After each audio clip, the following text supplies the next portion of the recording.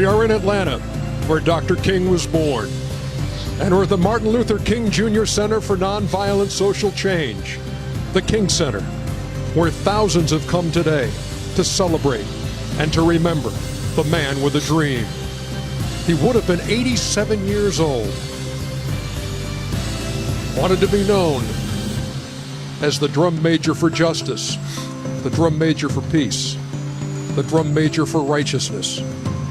And today, around the country, here in the NBA, we remember Dr. Martin Luther King Jr. Good evening, everybody.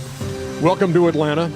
Welcome to the TNT NBA Tip-Off Show presented by Auto Trader. Ernie Johnson along with Charles Barkley, Kenny the Jet Smith, and Shaquille O'Neal. And two very special guests join us here as we begin our hour-long pregame show.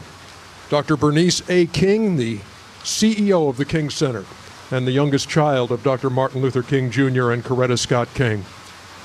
And a guy who's been a congressman for the 5th District in Georgia since 1987.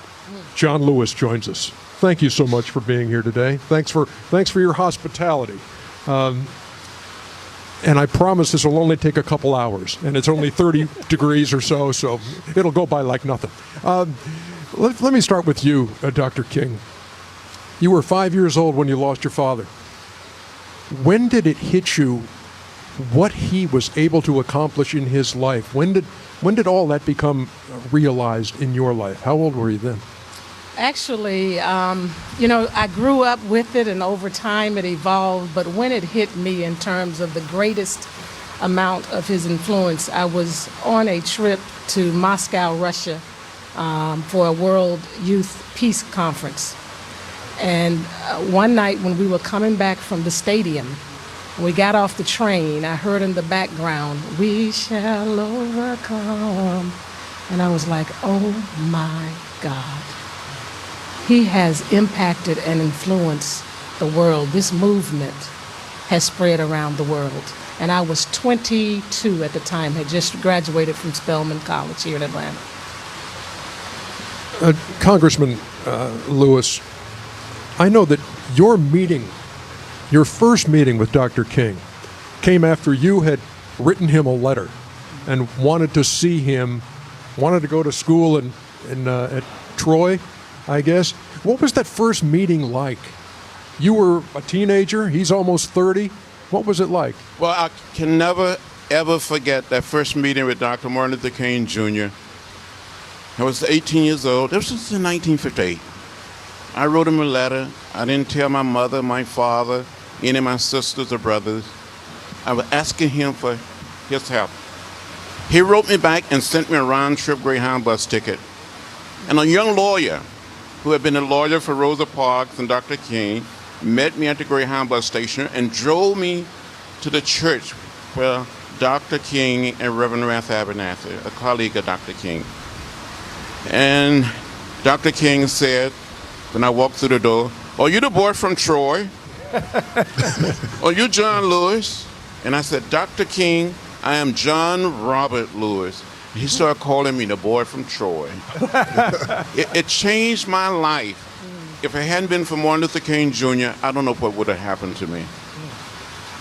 You know, out of all the things that you've seen, both of you actually seen through your lifetimes, and you see what's going on today with the social issues and economic issues, the civil rights issues. What do you think has been the most productive things you've seen, and some of the things that have been the least productive? Well, I've seen unbelievable changes.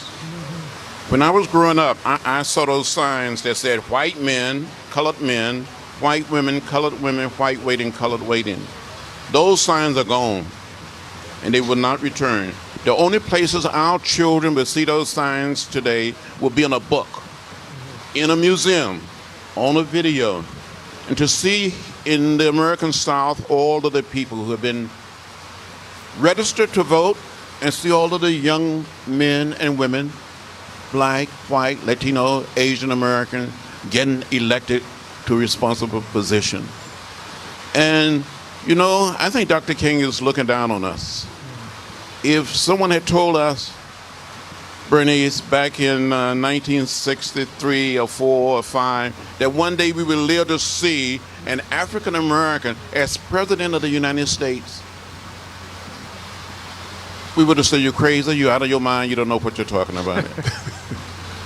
Dr. King, today is the day we celebrate your father's journey. He will always be known as a champion of civil rights, but I want to do something different. I want to honor you and your mother, because as a black man, I know behind every strong black man, there's a beautiful black woman right there. So I want to honor you and your mother. And I was watching you this morning on Channel 46. You had some powerful words. I think you said, I wrote it down because I don't want to mess it up. You said, the fight must continue, but in order for the fight to continue, we must get real. And in order to get real, each and every person has to change. Can you elaborate on that a little bit? Well, I think we all have a responsibility to make a contribution to our world. God did not put us here just to do things that will advance our lives, but also to advance and progress other people's lives. And so I think if we're going to see the maximum amount of change, each one of us has to search within our heart and see, what is it that I can do to make a difference in this world? You know, number one, I want to thank you guys both for being here, but I really want to take my hat off to the NBA, because they have done an amazing job making this the highlight of our year as far as the NBA goes. And, you know, we started out with the game in Memphis several years ago, and now it's full-fledged. And I take my hat off to going back to David Stern and to Adam Silver. And this is a day that should be celebrated, because you know, Congressman Lewis talks about having a black president. You know, if we were born in a different generation, we wouldn't have been able to play in the NBA. And our life has been so blessed by Congressman Lewis and Dr. King and Bill Russell and Earl Lloyd, Monty Irvin, who passed away last week. I think every black jock, every professional player who ever played in the early days, we should all bow down to them and Dr. King. And I always tell you, when I see you, Congressman Lewis, all I can do is tell you thank you. And you've been an amazing man. We've talked several times, and I just can't say thank you enough. And I never got the pleasure, obviously, meeting Dr. King, but I was telling back in the green room, for a man to have, who's been passed away so long, to still probably be the greatest, you know, black man ever, his legacy is unsurpassed. And can I say something about that? Because you were talking about strong women. I say all the time, when my father died, he was one of the most hated men in America. In fact, people at that time were questioning the power and the relevancy of nonviolence. And it really was, in my personal opinion, the tireless exertion and dedication of my mother every day, keeping his work and his message alive. And I call her the architect of the King legacy, because we have the papers that she collected, some of the speeches that he made. She insisted that he be recorded because she saw his greatness in a way he never even understood, because he was doing the work. And so I give a lot of credit to his iconic status to my mother's efforts. I know this is a basketball show, or it's supposed to be from time to time, and we actually have a basketball story involving your father. And it was told to our Steve Smith by Andrew Young. Yes. And just roll this, and this is priceless. Wow. I just wonder, that's brilliant stuff. I just wondered, as you were growing up, Dr. King, would you uncover from time to time a quote from your dad and say, oh, that's good? How about now? I'm saying that's good. But the amazing thing is, he's speaking to us 48 years later. And it still applies. And it still applies. Yeah. So all my life, as I discovered more words from him, I was amazed. And to this day, stand in amazement. Was there one in particular, Congressman Lewis, that when you thought of Martin Luther King Jr., it came to mind?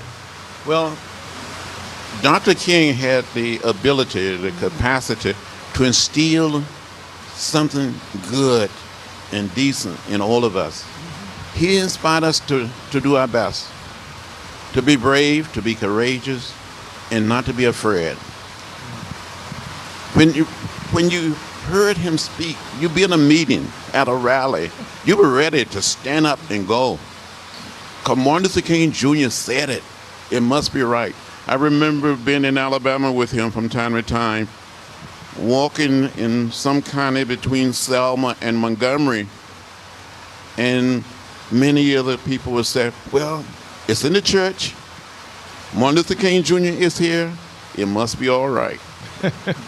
Well, the one thing that I really got from hearing him and learning about him more, and that I think I would like everyone to take away from, is that it wasn't about African American rights, it wasn't about black rights, it was about civil rights. And civil rights is basically for all of us about the infringements of government or a social group or a private group, not infringing on your freedoms.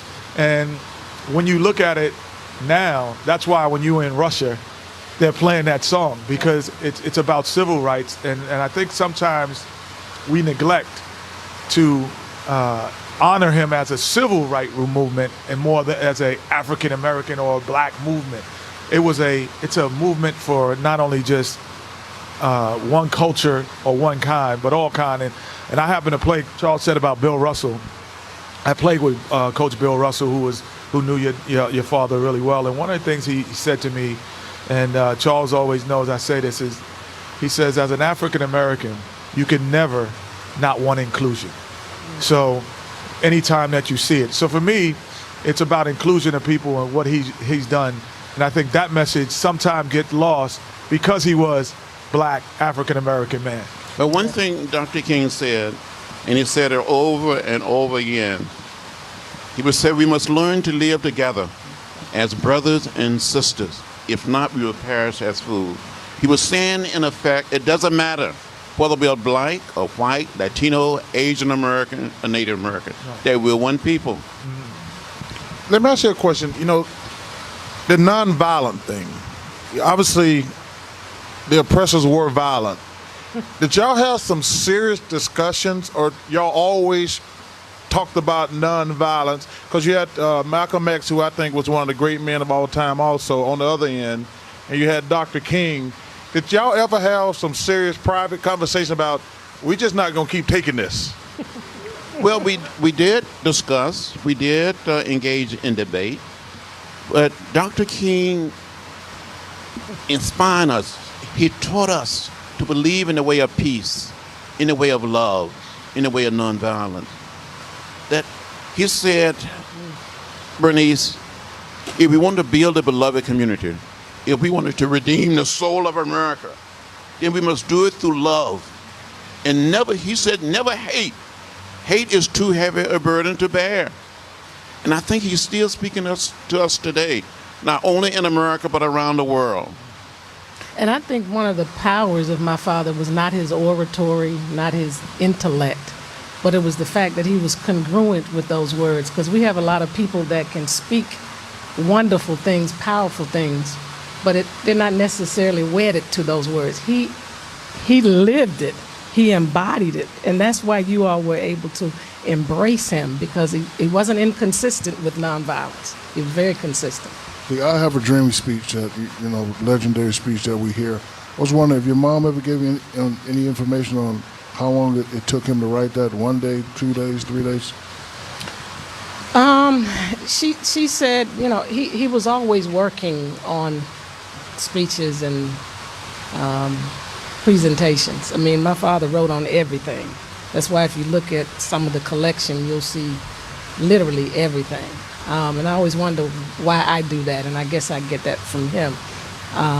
But he was always working and tweaking and fine-tuning, and he had already delivered part of that in Detroit, Michigan, that June, for a march they had there. And then that night when he came in, she was up during the course of that night, and people were throwing out different words and phrases. Whenever he would have to speak, he would get a little feedback.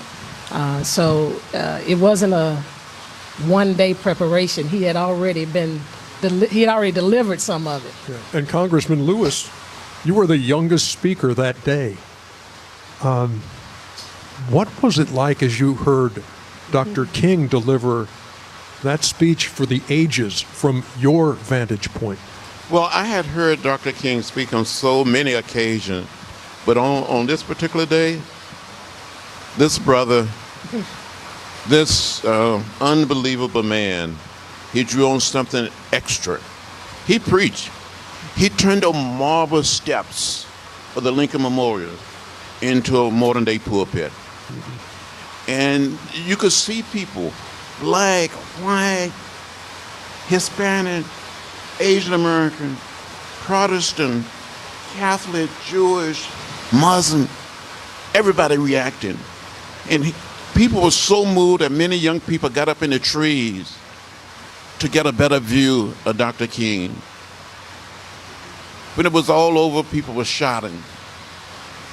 And he did such a magnificent job that President Kennedy was moved to invite the leaders, in particular Dr. King, down to the White House. Did a good job, and you had a dream.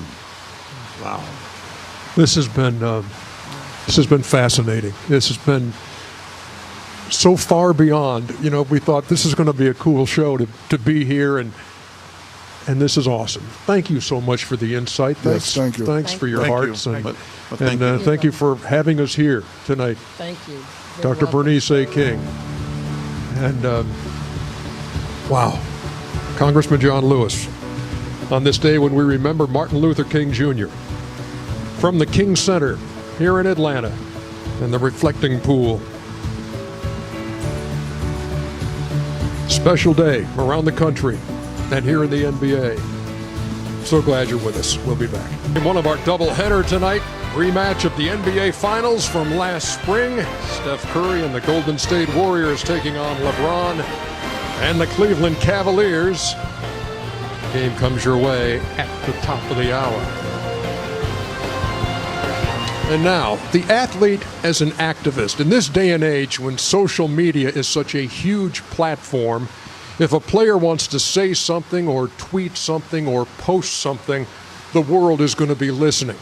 In the next few minutes, you're going to hear from Kareem Abdul-Jabbar. You're going to hear from Andrew Young, who was a longtime friend of Dr. King. And you're going to hear from Martin Luther King III as Steve Smith explores the question, just how loud should the athlete's voice be? Thank you very much to Steve Smith for the work on that piece and by our creative services unit. I've known Andrew Young for many years, ever since I was a news reporter in this city back in the early 80s. And as I watch him here, the same feeling I had when I used to interview him way back when is that, boy, every time you talk to him, you just walk away feeling better about the world. And you loved his answers that were so common sense and so inspiring, even when they were understated. And I thought his perspective on this was awesome too. How about you, Chuck? Well, I think, Dr. King, Medgar Evers, who gets lost sometimes. I'm glad they talked about Jesse Owens also, because I think he actually gets lost. We talk, obviously my hero is Muhammad Ali, and how much I love that man. But Jesse Owens is a guy who's forgotten. Kareem talks about it, man, what these black men went through to make us successful today. I take my hat off to them every time I see one of them. Shaq, go ahead. Bill Russell's like a father to me. He's an amazing man. And Kenneth touched on it earlier. They never talked about black rights. They talked about civil rights. And Dr. King's son talks about it. Calling people names and things like that just means you're an ignorant person.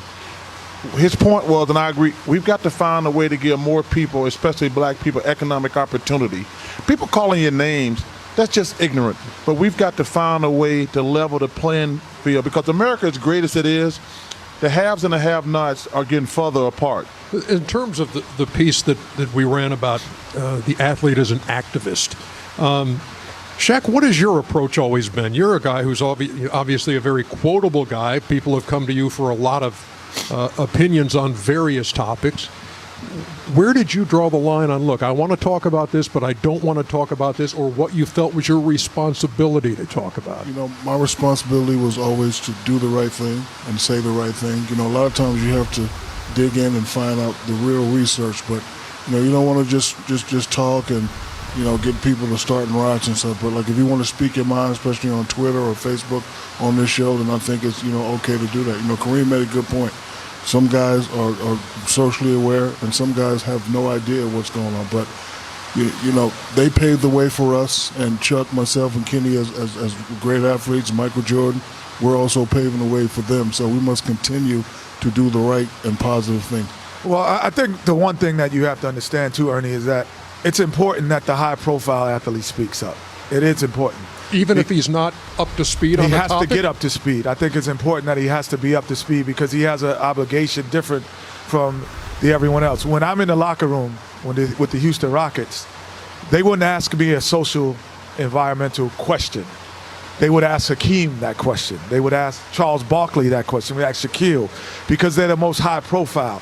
Some of the lesser athlete notoriety, guys who are less known, have opinions and have voices, but they're not loud. And that's just the truth of it. When Shaq speaks, people will listen. He is quotable because they want him to be quotable, not because he is more intellectually quotable than Derek Fisher when he was there on his team. So it is important that the high-profile athlete, in my opinion, to have a voice like Kareem had in his day and like the very other athletes in their day. Yeah. Hey, Chuck, were you ever hesitant to share your opinion in the early going? We know in recent years, no. I mean, you're asked about everything under the sun, but the first time you ever said, I'm going to speak about a social issue here, were you nervous? I wasn't nervous, but I learned quickly. It doesn't matter what you say, Ernie, you can't make everybody happy. Then I changed that, I'm going to do and say what the hell I want to say. Kenny's point, let me say, it's a double-edged sword, Ernie. People say, Charles Barkley is really honest. They only say he's honest when they agree with me. I'm a jackass if they disagree with me. So it's a double-edged sword. But it took me a while to figure out, it doesn't matter what you say, you just can't make everybody happy. I feel pretty good. I'm not going to speak on anything that I don't have all the facts about. I always wait. I don't go by the news reel because, the news just trying to get it out there. They're trying to get breaking news. They never take the time to figure out what exactly really happened. But the number one thing when you a famous person, quote unquote famous, you have to realize it's a double-edged sword. People want your opinion, but they only want it if they agree with you. And the one thing about the relationship that I think that, and Shaq is now being part of it, being here 3 years, but the relationship that Charles and I have had, because we've always been attached to the hip a lot of times. And so a lot of times I've disagreed with Charles. And people go, oh, don't like Charles? Or I said, no, I love Charles because he's going to say what he believes. Doesn't mean I agree with everything he says, but he will never hold back on what he says. And that's why I've always had the utmost respect for him, even when I thought he was wrong. But I've always had the utmost respect for him because he will say it. We are live at the King Center here in Atlanta. Had the opportunity, as I shout out, Marty Smith from the National Park Service, who gave me a little tour today, which included walking through legendary Ebenezer Baptist Church. Isn't it eerie when you hear Dr. King's speeches inside the church? Oh my God. If you go, that is one thing you have to do. Yeah. Come to the church and hear his sermon as it's being preached in Ebenezer. It was tremendous. There, visit to the birth home. Great day. We'll be back. Quotes that you can read from Dr. Martin Luther King Jr. Look, on a chilly night here in Atlanta. Come on, Kenny. It ain't that King cold. Center. Take it like a man, Kenny. I'm disappointed. Take it like a, take it, yeah, bad example. And we welcome you back. Shaq, how you doing? I'm doing good. It's all mental, Ernie. It is. Well, take the hat off there, Mr. Mental. Let's. Nope, it's a King Center hat. I'm trying to represent. Okay. Trying to get those sales up. Okay. Let's talk Golden State and Cleveland, game one of our doubleheader here in the rematch of the NBA Finals from a year ago and a rematch from Christmas Day, which Golden State won. It's the first time that Golden State was held under 90 points all season, and the only time, but they won the game. This Cleveland team appears to be, as Kyrie Irving would say, in a better space now than they were on Christmas Day. You agree? Well, yeah, because Kyrie had just come back to play, and he's had like a month now, basically. You know, Ernie, people think when you come back from an injury, like you're ready to go. There's no way to simulate playing against NBA players working out in the gym. There's no way to simulate going against Steph Curry, Tony Parker, and those guys. So this team right now, I think they got probably another 2 or 3 weeks before they're in full bloom. But they got everybody healthy now, and they're clearly the best team in the Eastern Conference. Golden State has lost 2 out of 3. Still haven't had a 2-game losing streak all year, but they have lost 2 of their last 3. Any theories on this team right now? Do you think, are they fatigued at all? Are you seeing anything different with the Warriors than you saw earlier when they could do nothing wrong? Honestly, and this could be taken the wrong way. I think that they discredited the league, meaning they didn't value their opponent, meaning that they were resting guys, thinking that they could still possibly win. I thought that their great team was the sum of all of their parts. Any one of those parts not being there, I don't think that they're a great team. I think that they will be a really good team. So to say that you're going to rest Draymond Green, who is probably 22 years old, 23 years old, in the middle of a season, to me, I thought was a little bit But it was just overzealous, Charlton, thinking that you could do that in the league where Tim Duncan rests when he's 38 years old. I can understand that, but to do that, I thought he said he was pretty beat up and had to ice his legs from hip to toe and all that. But you don't sit out for rest. Yeah, you don't rest against Denver. You rest against the Lakers the next night. So that's what I thought was disrespectful. I don't think you don't sit him. If you're gonna play against the Lakers, you should have played against Denver, because when you go to Mile High, there's a chance you're going to need all your players. Jump in here, Shaq. Who you like tonight in this rematch? Well, I like Golden State. You know, they just lost to Detroit, and you know, championship mind state, so you never want to lose 2 in a row. And about the whole rest thing, I think it's fine because you know also the mindset of a champion. You want to get some type of home court advantage. If we can get home court advantage throughout, it's fine. You know, I don't really think they're worried about the Chicago Bulls 72-10 record. I think it'll be useful for them to even, think about the race, worry about the journey. The journey is to win another championship. So if guys need to rest them. Shaquille O'Neal, Kobe Bryant never rest. Charles Barkley, all the time. Kevin Johnson never sat out games in the middle of the season. Yes, we did. Phil Jackson. Shout out to Phil Jackson. Shout out to Phil Jackson. 3 rings in a row. I know what I'm talking about. Yeah, Shaq rested on defense. I know what I'm talking about. He never rested in the middle of the season. No, he rested on defense. I know what I'm talking about. Listen to me.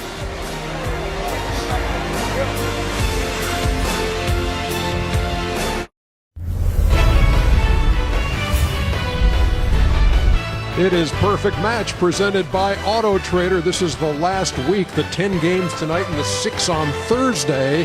And Shaq with that 4-point lead. Was this is concluding today's day? And I don't think so. I think that's we're going to update that later. There's his best friend, the Heater.